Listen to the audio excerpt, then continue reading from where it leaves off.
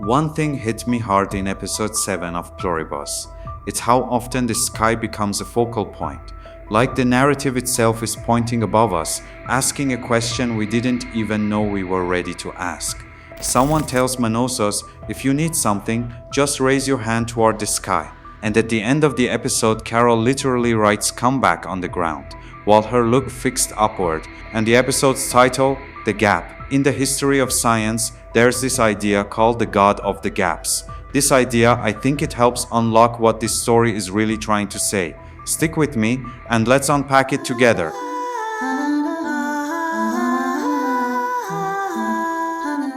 Hey, I'm Hamzi, and this is Cinema Z. Welcome back. If you've been here since my earlier breakdowns, you know I like to dig deep, connect the dots, and read between the lines.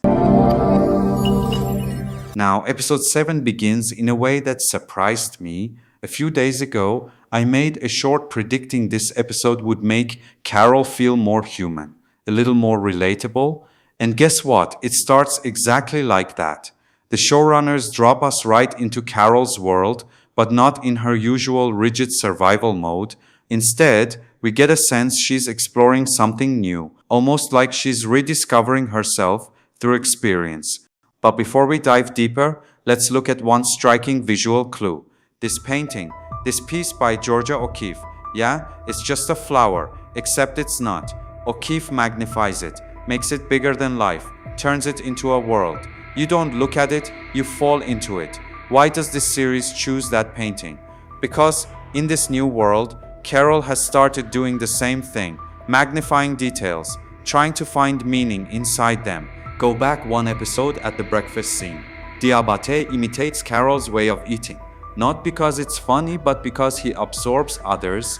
He hasn't formed a stable sense of self. He just wants to take in everything, experience everything, even at the expense of others. In this episode, Carol tries a similar approach. She takes the painting from the museum, puts it in her home, leaves only a copy behind. She picks up fireworks from a store, smashes a building window with a golf ball. And one clear symbol of this shift, the cars. Carol used to drive a police cruiser, rigid, rule-bound, focused on just one thing, defeating the hive mind, like a cop enforcing a law that never changes. In the episode 6, Diabate said to Carol, "That car suits you." And Carol looks at Diabate's lineup of sport cars, saying, "You too." In this episode, she takes a Rolls Royce, a wedding car no less. That same behavior, free, impulsive, no rules.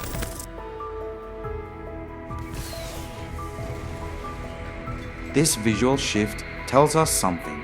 Carol is trying on Diabate's mindset, but that mindset feels empty, unsatisfying. And here's where it gets interesting. What's in Carol's house already? Why was a copy of this painting already in her house before all of this happened? No third flower with a different shape, no contrast, no diversity. This basically me and you. Everyone else doesn't matter. That was Carol before the hive mind, self-contained, focused on just one thing. Now, she's trying human experiences, extreme experiences, hoping something meaningful will surface. But here's the truth. In the absence of other people, everything feels meaningless. Relaxation, art, celebration, drinking, all of it becomes repetitive. Carol gets tired of it, like a story that keeps looping, like a novel you write that never ends. Manousos goes on a long walk like a pilgrimage without a destination. This moment is reminiscent of Zoya telling Carol, "Drink water, let us help you." It shows the similarity and the difference between Carol's path and Manousos'. Manousos never talks to them, no questions asked, just repetition. But Carol keeps talking, keeps questioning, trying to find answers. This episode puts her between two extremes. Diabate, someone who seeks connection at all costs, and Manousos, someone who refuses connection completely. That's why The Gap makes sense as a title. It reinforces that Manousos will not be Carol's ally. Instead, he may be the antagonist, the one Carol might have to save the world from. In history, when scientists hit a blank spot, they used God as an explanation. For example, Newton once said that God occasionally intervenes to keep the planets in their orbits. That instinct to insert God where human knowledge fails is called the God of the gaps. Now in Pluribus, someone tells Manousos, raise your hand toward the sky. Sky, the traditional home of gods. And later, when he's wounded and the rescue helicopter appears, he lifts his hand upward, almost like a prayer. And Carol, on the ground, writes, come back, rather than just using her phone. The show wants us to see this symbolism. When Carol finds herself alone, in an infinite world of solitude and individual experience, her mind reaches for the largest narrative available, the sky, the unknown, the divine, in an episode literally called The Gap, where characters are trapped in unexplained territory. Their minds reach for the broadest answer to fill the void. Carol and Manousos are chasing two different kinds of meaning. Manousos seems to enjoy repetition. As he walks through the dangerous wilderness, he repeats to himself, I am Manousos, I am not one of them, and I want to save the world. It feels ritualistic, like a prayer, a chant. The idea of saving the world comes from religious stories. If you believe you're better than others, you feel obligated to lead them. This makes me think Manousos is becoming the antagonist, not just mysterious, but ideologically rigid. Even though money has no value now, he still pays for gasoline for every car. He clings to principles even when they no longer make sense. Anyone who clings that tightly becomes blind to everything else, just like many ideologies today.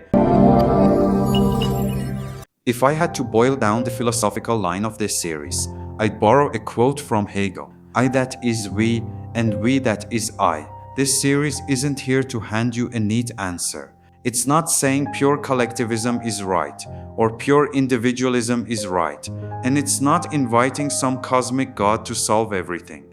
It wants you to pay attention to the gaps, not to choose one side, but to see how both sides shape meaning.